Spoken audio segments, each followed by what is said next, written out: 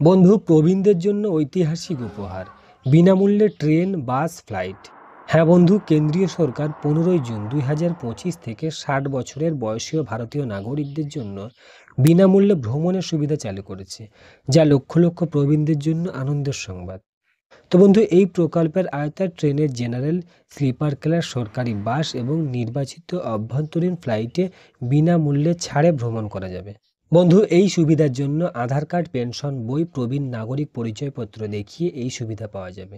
প্রতি মাসে 4 বার বিনামূল্যে ভ্রমণের সুযোগ থাকবে, যা অবসরপ্রাপ্তদের সন্তান বা আত্মীয়দের সঙ্গে দেখা, তীর্থযাত্রা বা দেশ ভ্রমণের স্বপ্ন পূরণ সহায়ক হবে।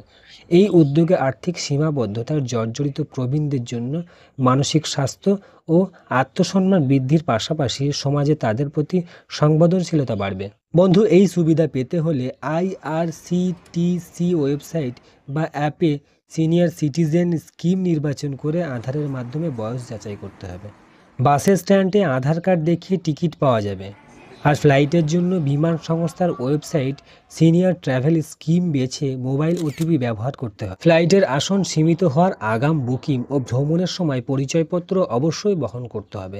বন্ধু, বিস্তারিত জানতে অবশ্যই এই ভিডিওর কমেন্ট সেকশনে কমেন্ট করুন। ধন্যবাদ বন্ধুরা।